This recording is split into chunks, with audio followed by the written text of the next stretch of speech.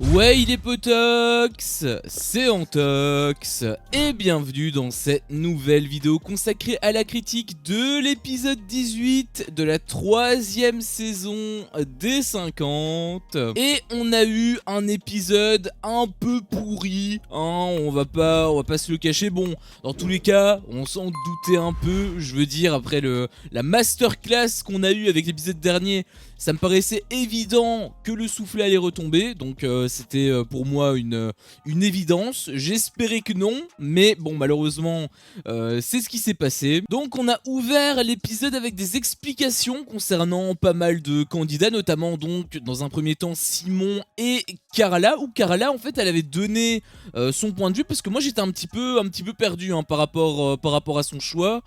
Est-ce que Cass avait vraiment rien dit par rapport à Simon, puisque c'était ce qui avait été dit en fait dans les épisodes précédents. Eh bien il s'avère que non, déjà, puisque Carla avait donné ses raisons. Elle avait dit qu'en fait Cassandra elle avait envie d'éliminer toutes les tentatrices de l'île de la tentation, donc toutes les tentatrices par rapport à l'autre émission, pour donc protéger son mec. Alors ça n'a pas été révélé, mais bon, tu te doutes que si Cass a réagi comme ça, c'est pas pour rien. Donc voilà la raison de Carla, c'est que en fait Cassandra voulait éliminer carrément toute cette alliance là. Simon apparemment lui il était pas au courant, puisqu'il avait l'air surpris en fait quand il a appris la nouvelle, et il avait l'air de comprendre. En fait honnêtement je me suis dit que ça va lui en toucher une sans faire bouger l'autre, tu vois. Il va dire ok, mais il va juste vouloir quand même se venger, et bah finalement non. En fait, il a dit que c'était ok, même un petit peu plus tard, il avait discuté avec Alex, et voilà, Alex il disait on va se venger, etc.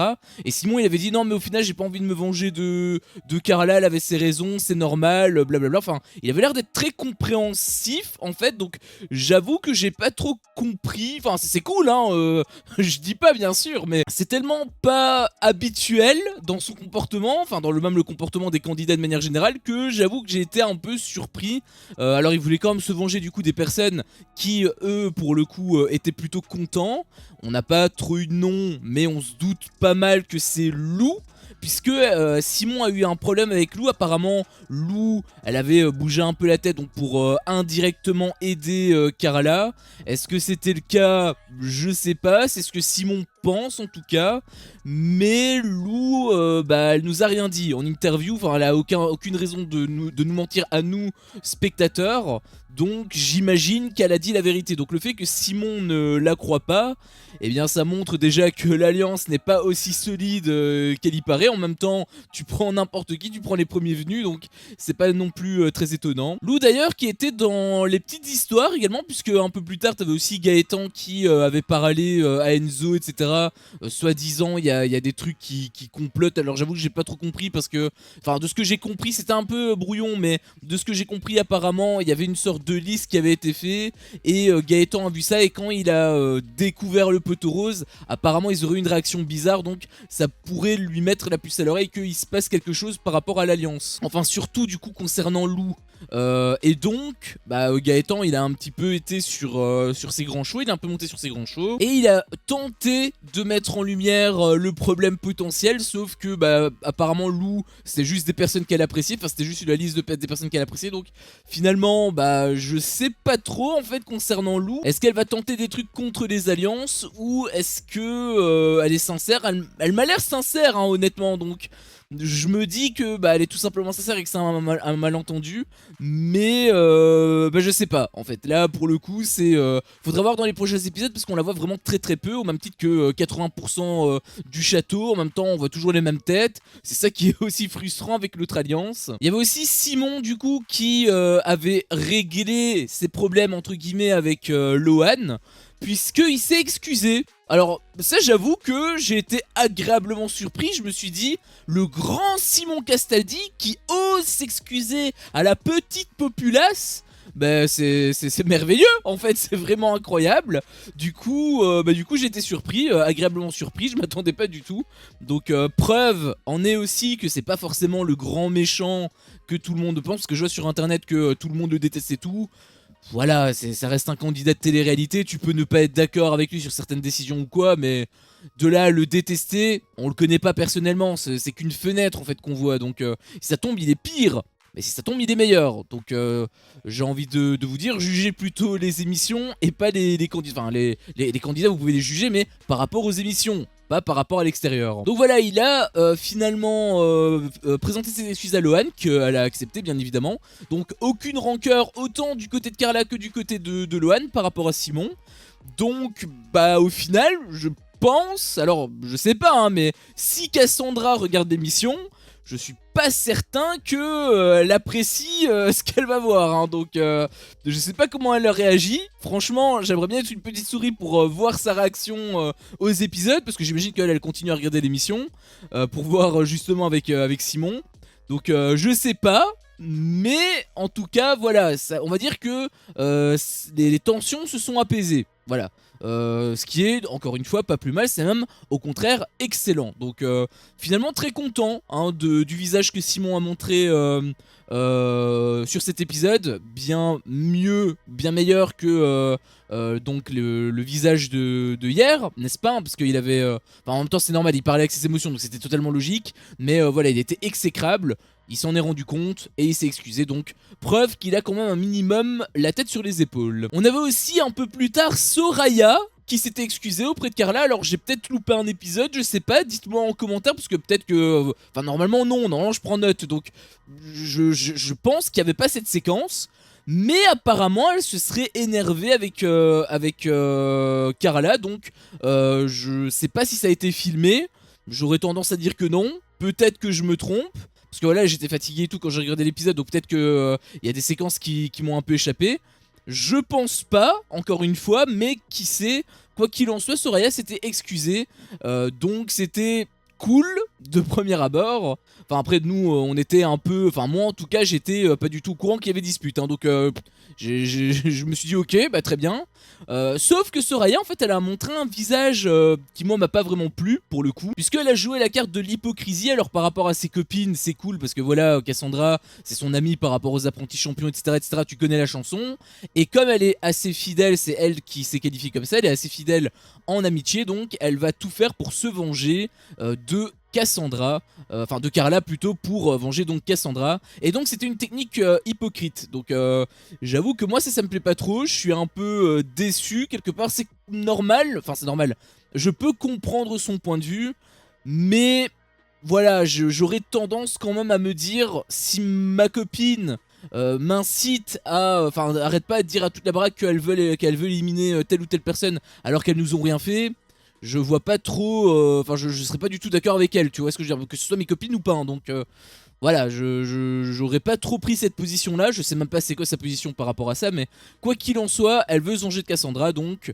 dommage, j'espère que Carla va pas se faire berner, mais ouais, c'est un petit peu dommage. Elle a baissé un peu dans mon estime la Soraya. Soraya elle était au top dans les apprentis champions, là elle a un peu baissé, ouais. Et puis on est passé au gros de l'épisode qui était pas mal relou, c'est-à-dire tous les petits potins à gauche et à droite. Alors je vais te faire la liste non exhaustive et vite fait des quelques trucs quand même qui moi m'ont intéressé, notamment bon par exemple Inès qui n'avait pas vraiment de compassion par rapport à Simon, et c'est totalement normal, je veux dire elle a perdu son mec à cause de lui, ce serait la moindre des choses je pense de l'en vouloir hein, je pense que n'importe qui réagirait pareil. Et aussi un peu plus tard, c'était juste avant de se coucher en fait, t'avais Julie B donc qui parlait avec Inès, et il y a un truc que j'ai vraiment pas compris, je sais pas si c'était de la maladresse, enfin si c'était si elle s'était mal exprimée ou si j'ai mal compris. Encore une fois, l'espace commentaire est fait pour ça, tu peux me donner ton avis également là-dessus, mais j'avais l'impression que Julie B, elle parlait, elle disait, elle faisait sous-entendre en tout cas que elle allait éliminer les autres. Alors qui sont les autres? J'imagine que c'est pas Jordan, mais normalement les autres, elle parle à Inès, Inès elle en veut à Simon. Est-ce que Julie B parlait de Simon?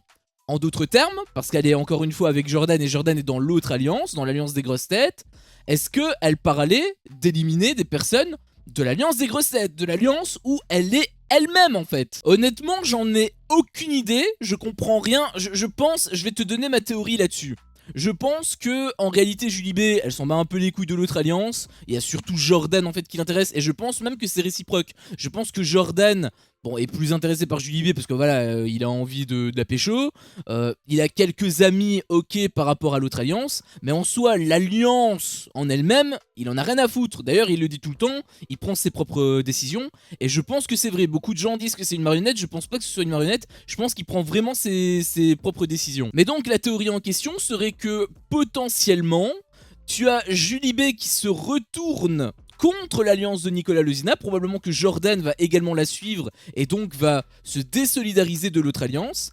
Et je me dis que possiblement l'alliance des grosses têtes peut imploser, puisque la plupart, ce qui fait la force de cette alliance, c'est le fait qu'ils soient nombreux. Mais s'ils sont nombreux, c'est pas parce qu'ils sont soudés, c'est pas parce que... C'est pas comme Maeva Genam dans la saison 1. Dans la saison 1, Maeva Genam, elle était vraiment au front de partout, tout le monde avait la même vision, tout le monde écoutait tout le monde, enfin tout le monde écoutait Maeva, et il faisait qu'un seul bloc. Là, on dirait même pas en fait, c'est carrément dit que toutes les alliances, ils ont eux-mêmes des noyaux.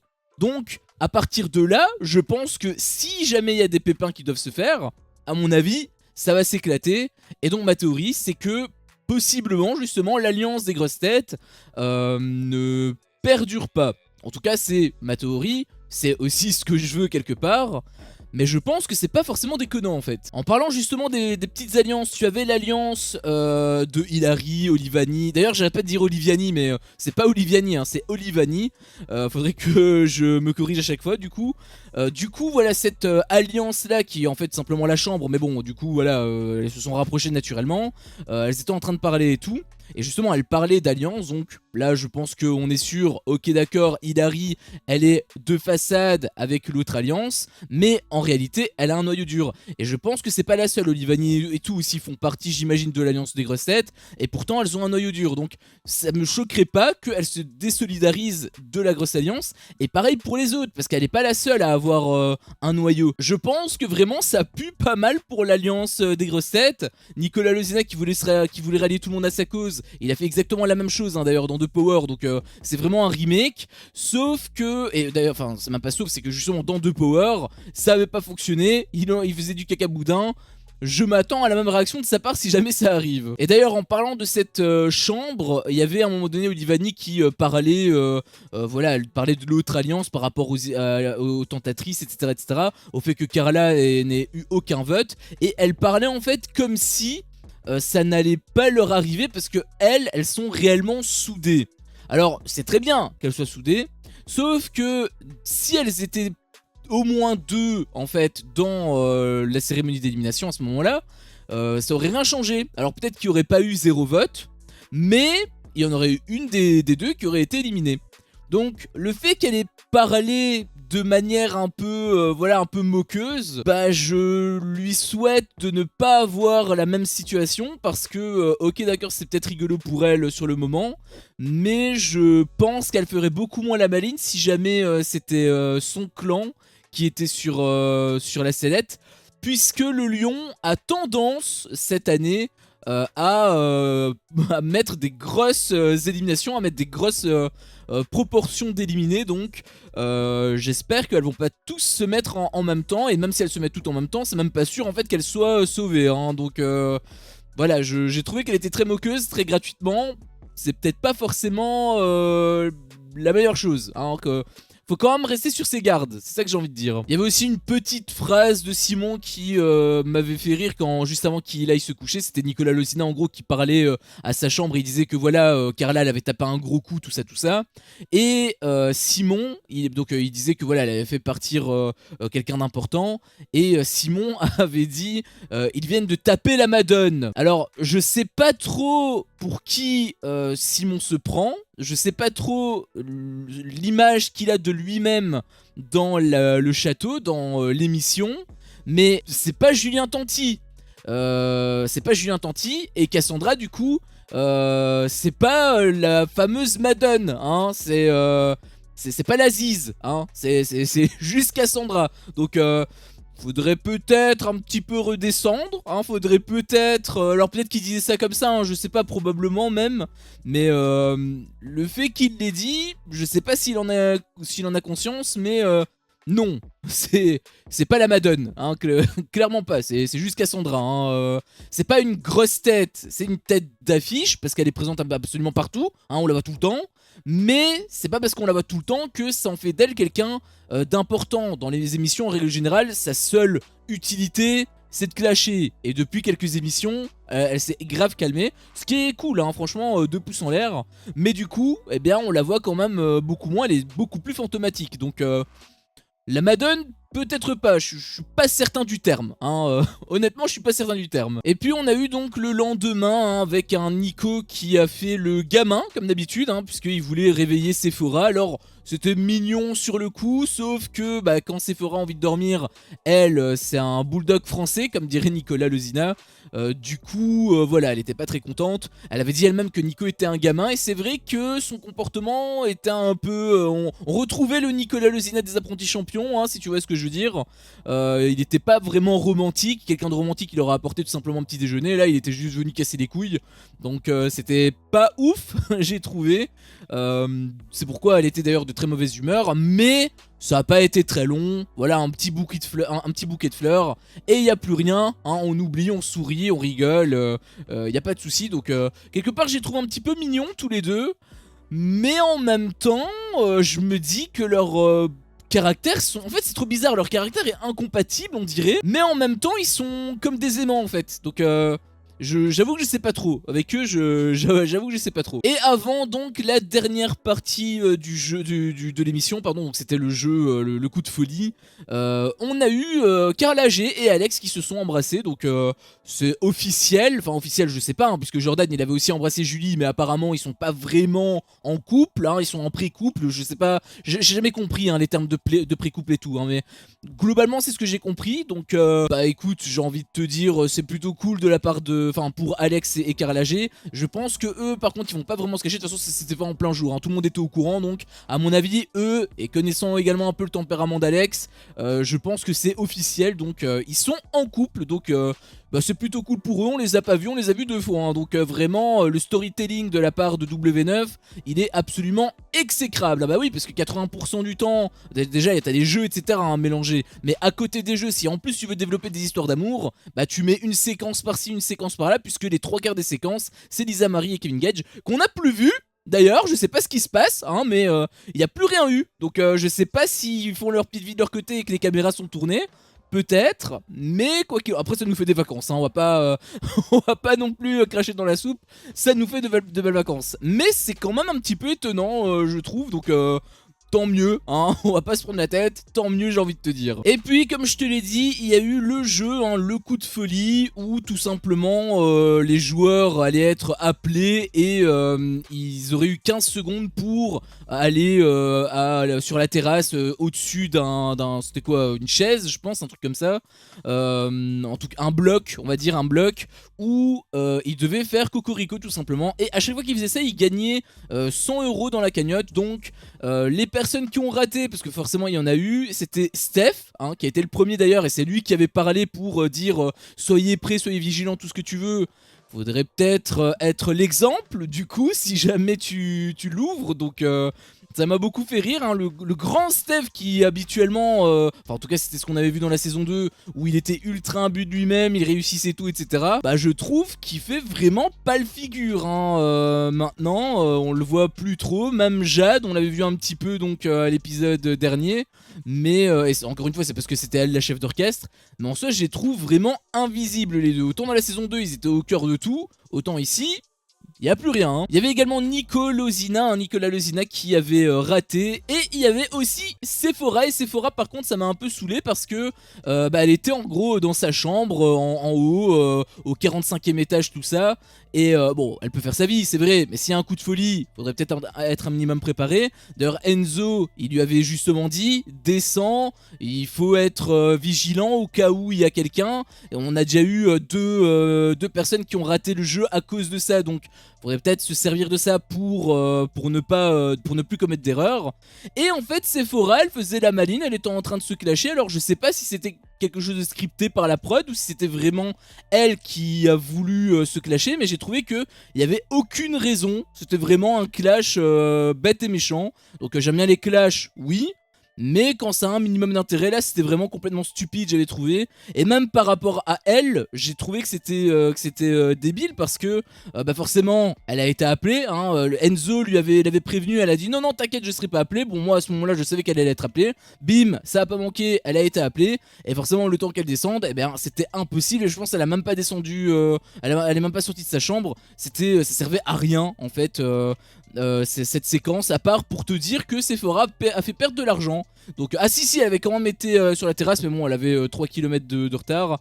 Donc ça servait à rien, hormis de te dire que Sephora a fait perdre de l'argent. Montrer même un profil de Sephora qui était pas forcément à son avantage, étant donné qu'elle avait même été un petit peu arrogante en disant oui moi j'ai fait gagner 1000 € à la cagnotte. Alors non, hein, enfin oui t'étais là, mais tu n'as pas fait gagner 1000 € à la cagnotte. C'est le lion qui a plutôt gracieusement augmenté la cagnotte de 1000 €. C'est plutôt ça les vrais termes, parce qu'en gros elle disait ça comme si voilà elle avait fait gagner 1000 €, du coup elle pouvait se permettre de...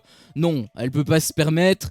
C'est le moindre argent est quand même un minimum important. Je veux dire, on regarde le jeu entre autres pour ça. Si tu fais des coups de folie qui servent à rien, exactement comme c'est le cas avec le dernier cachot, bah ça va manquer d'intérêt. Et moi ça va me saouler et j'ai pas envie d'être saoulé. Donc être un petit peu plus... je sais pas, investi, hein, c'est un peu le reproche que j'avais fait à Linda, donc j'espère qu'elle va pas s'y mettre, hein, j'espère qu'elle va pas s'y mettre, mais ouais, j'avais trouvé que c'était quand même très gratuit et surtout très très con, quoi, donc vraiment très stupide. Et les deux donc qui ont réussi le jeu, c'était Fred hein, qui avait réussi à accéder. En même temps elle était juste à côté, et Lou également. Fred elle avait réussi sur le gong hein, donc c'était quand même très litigieux. Mais bon on va dire que c'est quand même validé hein, donc voilà, on va dire que c'est quand même validé. Donc ils ont fait gagner 200 € sur les 500, donc c'est pas terrible honnêtement. Heureusement que le cachot est là. Est-ce que le cachot est là justement pour compenser les merdes que font les candidats dans les coups de folie et tout le bordel? Parce que souviens-toi dans la saison 2 où il y avait énormément de déchets, énormément de pertes, la cagnotte elle voulait pas augmenter, ils étaient tous nuls, ils arrivaient pas à faire augmenter la cagnotte. Est-ce que justement ce cachot est là uniquement pour compenser leur incompétence quelque part? Je me pose la question, on n'a plus les énigmes du professeur, les 3/4 du temps, les candidats ils répondaient à côté. Là tu avais un truc avec Sephora justement, Cassandra et Emma, où il n'y avait pas de jeu, hein. Globalement on va utiliser le terme, il n'y avait pas de jeu, c'était vraiment 1000 € gratuits. Est-ce que c'est là uniquement pour compenser les problèmes potentiels que les candidats font lors des jeux? Je sais pas, mais quoi qu'il en soit, on va dire que l'histoire se répète un peu, puisque 200 sur 500, encore une fois, c'est vraiment pas fameux. Donc, coup de folie, j'ai trouvé relativement moyen, ça aurait pu être sympa, mais en soi, ça a tombé un peu à l'eau, quoi. Il n'y avait pas trop d'intensité, vraiment, ils savent pas vraiment gérer leur émission. Je suis désolé de dire ça, hein, mais W9, c'est, je pense, la société de production qui produit le plus de télé-réalité, mais où ils ont la moins bonne qualité en fait, parce que toutes les émissions à côté, Mauvais Joueur, Secret Story, Koh-Lanta, Les Traîtres, etc., il y a toujours du rythme en fait dans les montages, dans ce qui se passe, dans les épisodes. Là il y a tellement de vide, bon déjà c'est pas facile, mais en plus quand il y a des petits trucs, bah, ils arrivent même pas à le mettre en valeur quoi, donc vraiment pas fameux hein, de la part de W9 je trouve. Et puis donc on a terminé l'épisode sur l'annonce du jeu numéro 4. Donc on ne sait pas encore ce que c'est, mais le jeu numéro 4 en tout cas commence. Ça c'est quand même le gros avantage de cette émission, c'est qu'au moins il y a beaucoup de jeux hein, même si les coups de folie puent la merde. Bon on va dire que les jeux ils sont pas trop espacés les uns des autres, donc ça c'est plutôt cool. Surtout que comme il y a en plus le jeu des éliminés et le jeu du gladiateur, t'as vraiment l'impression d'avoir pas mal de choses pendant la semaine. Donc c'est assez cool, je vais dire. Mais il faudrait peut-être un petit peu les mettre en valeur, ça c'est un peu mon conseil. Mais bref, quoi qu'il en soit, jeu numéro 4 annoncé, on sait pas ce que c'est, qu'est-ce que ça va être, on en a aucune idée, on sait pas ce qu'il y a dans l'arène. Donc réponse tout simplement demain. Mais par contre, voilà, autant avec cet épisode, je partais vraiment sur de mauvaises a priori, parce que bah voilà, on savait que le soufflet allait retomber, ça a pas manqué, c'était vraiment pas un épisode dingue. Mais du coup demain bah, ça promet un jeu, ça promet déjà un peu plus d'intérêt. Donc j'ai hâte quand même d'être à demain pour voir donc ce fameux jeu numéro 4. Sur ce, cette vidéo s'achève ici. Si mon contenu te plaît, fais-le moi savoir en me laissant un énorme pouce bleu. À chaque fois que je vois ça, je vois que mon contenu plaît et donc moi ça me motive à continuer. Si t'es pas encore un potox, qu'est-ce que tu attends pour me défoncer ce gros bouton rouge? N'hésite pas à activer la cloche pour ne rien louper et je te dis à la prochaine pour une prochaine vidéo. Ciao.